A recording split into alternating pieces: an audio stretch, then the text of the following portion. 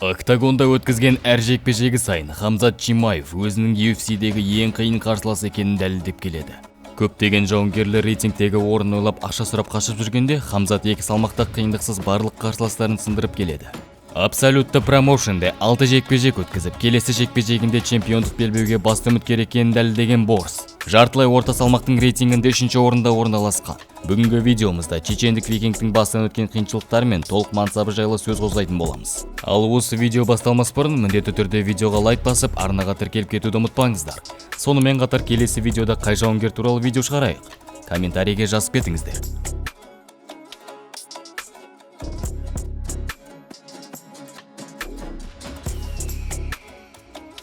Хамзат 1994 жылы көршілес Ресей елінде Чечен жерінде дүниеге келген болатын.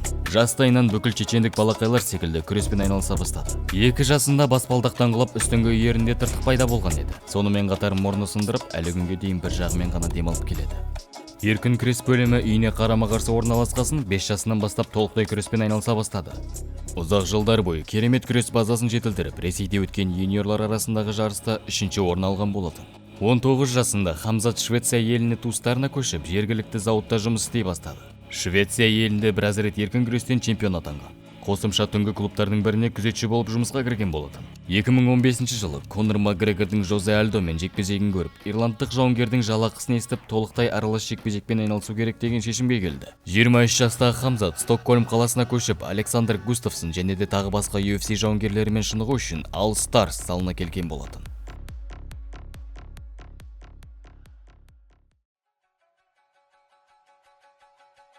Алғашқы әуесқой жекпе-жегін 2017 жылдың күзінде өткізді. Жекпе-жек басталысымен бірден қарсыласын торға итеріп, тейкдаун жасаған болатын. Кей кезде қарсыласы тұрып кеткен сәттер болған. Алайда Хамзат қайтадан тейкдаун жасап, қарсыласын сындыра бастады.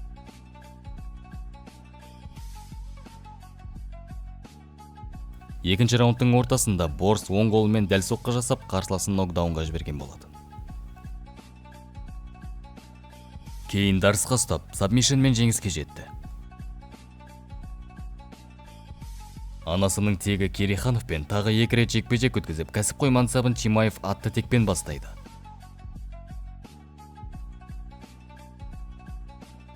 Екі 2018 жылдың 5 мамырында Борс норвегиялық Рагнарёк лақабатымен шыққан жауынгерге қарсы тұрды. Дәл тигізген жеппен Хамзат қарсыласын нокдаунға жібереді. Борс 2 раунд бойы норвегиялық жауынгерді партерде ұрып, мыжғылап жүрді. Жекпе-жекпен қызығып кеткен төреші жекпе-жекті тек 8 минутта тоқтатқан болады. 3 ай өткен соң Хамзатқа қарсы қайтадан Норвегия елінің азаматы қарсы тұрды. Жекпе-жек басталысымен Борс бірден күресіп, тейкдаун жасаған болатын. Кейін қарсыласын партерде соғып, дагестандық қол кісенін қолданып, ground and pound'ке көшкен еді.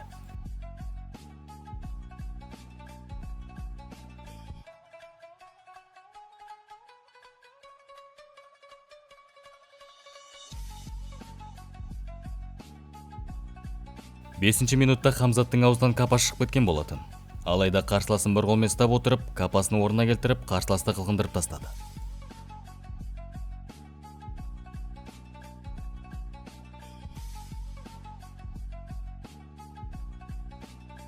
Екі жекпе-жек өткізген Борс Бахрейндік Brave Promotion мен келісім шартқа отырған болатын. 2018 жылдың қарашасында Хамзат жеңіліп көрмеген финишер Марко Кисичпен кездескен болатын. Алайда жекпе-жек басталысымен қатарынан 2 рет құлаған еді.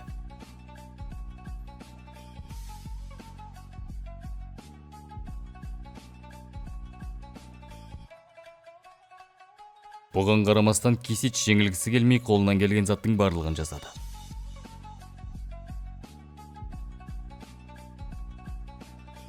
Бұл үшін Хамзат тағы да 2 рет нокдаунға құлатқан болатын.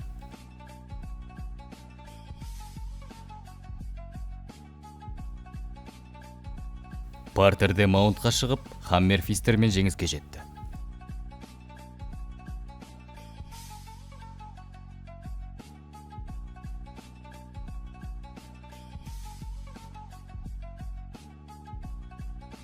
Бір ай өткен соң Хамзат Брейв турнирінің басты жекпе-жегін құтқару үшін октагонға мерзімінен бұрын шыққан болатын. Оған қарсы орта салмақтағы Сидней Уиллер. Жекпе-жек басталысымен барлығын таңғалдырған еді. Дегенімен Хамзаттың астында қалып, біраз соққылардан соң берілген болатын.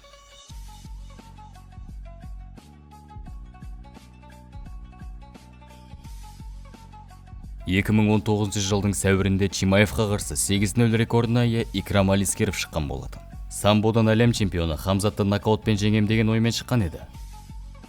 Солай жекпе-жек басталысымен екі жауынгер жоғары темпте төбелесе бастады.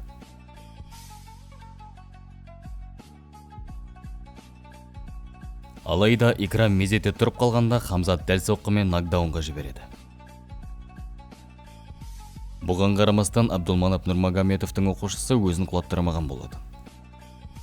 Кейін Хамзат дәл және де ауыр апперкотпен жекпе-жекті аяқтады.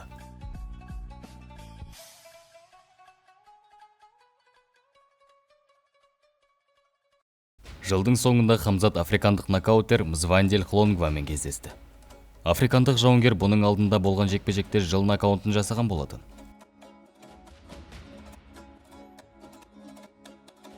Алайда Хамзатпен болған жекпе-жекте дым көрсете алмады.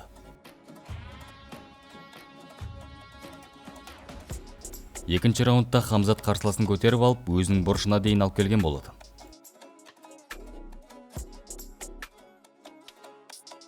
Жерде Хлонгва дарс сабмишеніне түсіп шыға алмай қалды. Борс қарсыласын қиналмай өтіп, чемпиондық белбеуді сұратқан болатын.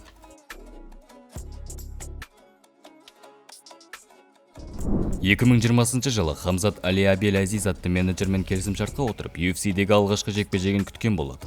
Шілде айында 2 апталық ескертумен Хамзат тәжірибелі нокаутер Джон Филлипспен кездесті. Дегенмен панчер базасы күрес Хамзатқа қарсы дым істей алмады. Филлипсқа тейкдаун жасап, өз бұрышына сүйреп апарды. Солай өзінің бапкерінің айтуымен қарсыластың раундтың соңына дейін мажғалап ұрып отырды.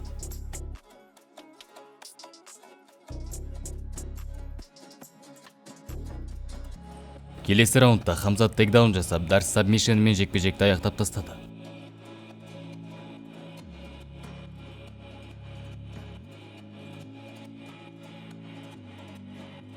Кейін Хамзат келесі апта оның досы Александр Густавсон төбелесетін картқа шығуға дайын екенін айтып, Дана Уайттан қарсылас сұраған болатын. Дана Уайт Хамзаттың төбелесіне таңданып, 10 күн ішінде жаңа қарсылас тауып берген еді. Оған қарсы Рисмаки шыққан болатын. Жекпе-жек басталысымен Хамзат тейкдаун жасап, қарсыласының артына шығып, 3 минуттың ішінде қарсыласын граунд энд паундпен уақытынан бұрын жеңген болатын. Жекпе-жек барысында Макки бірде бір соққы тастай алмады. Екі жекпе-жекте 192 соққы тастап, тек бір соққы өткізіп, $150 мың қалтасына қосқан болатын.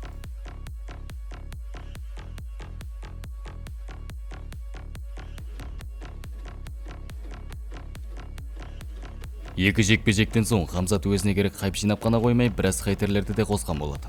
Олар Хамзаттың қарсыластарының күресе алмайтынын айтып, жақсы бір джитсерден ұтылатынын болжамдаған еді. 66 күн өткен соң Хамзат Лас-Вегасте UFC ветераны, тәжірибелі джиу-джитсудан қара белбеуді Джерард Мишортпен кездесті. Осы жекпе-жек Хамзаттың нағыз деңгейін көрсетеді, деп біраз хейтерлер үндеген болатын. Және де олар Хамзаттың деңгейін көрді. Тікелей 10 голдың соққысымен Хамзат Мишортты жекпе-жектің 17 секундына нокаутқа түсірді.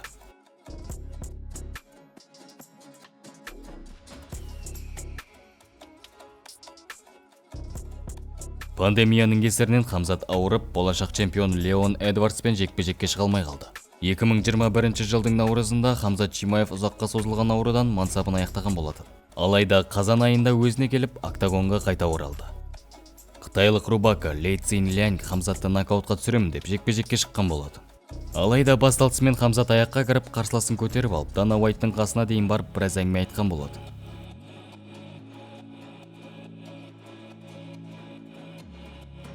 Кейін тейкдаун жасап, Цзиньляньді ұрып соқты. Әрі қарай Хамзат қарсыласының артына шығып, қылқындырып ұйықтатып тастады.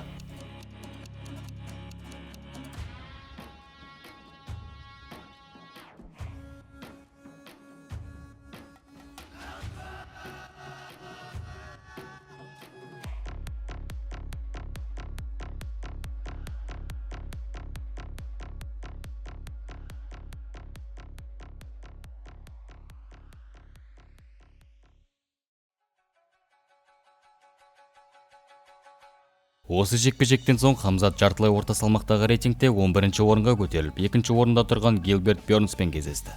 Жеңіл салмақта төбелесіп, кейін жартылай орта салмаққа алмасқан Бёрнсті Хамзат менсінбей, бірінші раундта ұйықтатып тастайтынын айтты. Жекпе-жек басталысымен бірден аяққа кіріп, тейкдаун жасағысы келген Хамзат біраз қиындықтармен кездесті.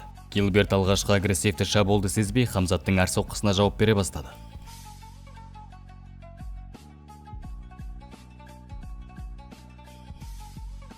Тіпті Хамзатты құлатқан болатын. Алайда антропометриясымен басым түскен Хамзат дәл джебпен Гилбертті нокдаунға түсірді.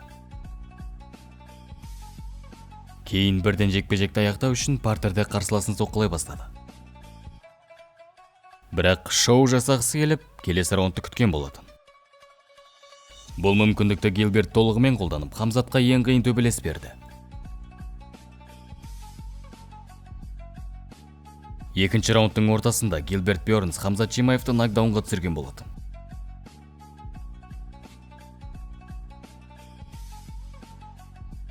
Кейін Чимаев өзіне келіп, рубканы қабылдап, Гилбертпен соққылар алмасып жүрді.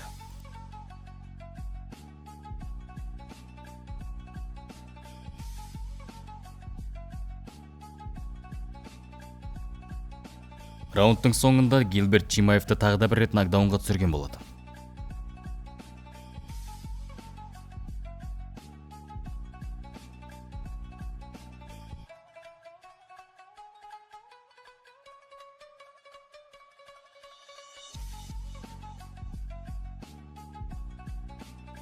Үшінші раундта Хамзат Чимаев дәл соққылармен шаршап қалған Гилберт Бёрнсті жазалап жүрді.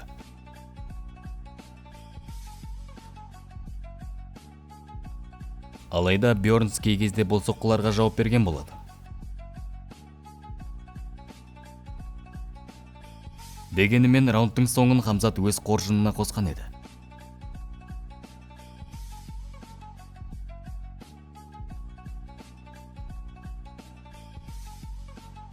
Төрешілердің шешімімен Хамзат Чимаев жеңіске жеткен болады. Бірақ әлі күнге дейін жанкүйерлер мен эксперттер бұл жекпе-жекте Гилберт Бёрнс жеңіске жетті деп айтып келеді. Келесі жекпе-жекте Хамзат Чимаев Нейт Диаспен кездесетін еді. Алайда Хамзат жартылай орта салмақтың шегі 77 килограммға түсе алмағасын, Нейт Диас Хамзатпен кездесуден бас тартты. Бұл турнирді құтқару үшін Хамзат Чимаевты Кевин Холландпен кездестіріп, Нейт Диасты Тони Фергюсонге қарсы қойған болатын. Осы турнирге біраз күн қалғанда Хамзат Чимаевтың командасы Кевин Холландтың командасымен кездесіп, қонақ үйде қақтығыстар орын алған болатын. Дегенімен екі жауынгер жекпе-жекке жақсы күйде шыққан еді. Жекпе-жек басталысымен Хамзат аң аулауға шыққанда қарсыласын ұстап алып тейкдаун жасады.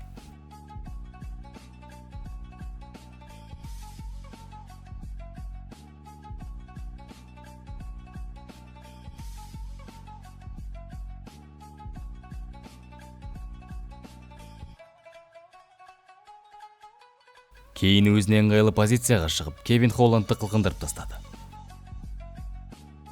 Дәл осылай Хамзат Чимаев қатарынан 6-шы жеңіске жетіп, жартылай орта салмақтың 2-ші орында сенімді орныққан болатын. Дәл қазір Хамзат Чимаев орта салмаққа ауысып, чемпиондық белбеуді жұлып алуға дайын. Дегенімен әлі күнге дейін Хамзат өзіне қарсылас таба алмай, әлеуметтік желілерде барлығымен ұрсып жүр. Бірақ сөзсіз жақын болашақта Хамзат Чимаев UFC чемпионы болып, біраз жерді шулата алады. Чечендік Борзға сәттілік тілейміз. Ал осымен біздің видео соңына дейін жетті. Егер де осы видео ұнаса, міндетті түрде лайк басып, арнаға тіркеліп кетіңіздер. Сонымен қатар келесі видеода қай жауынгер жайында сөз қозғайық? Комментарийге жазып кетіңіздер. Сіздермен бірге болған Азамат арнасы. Сау саламатта көріскенше сау болыңыздар.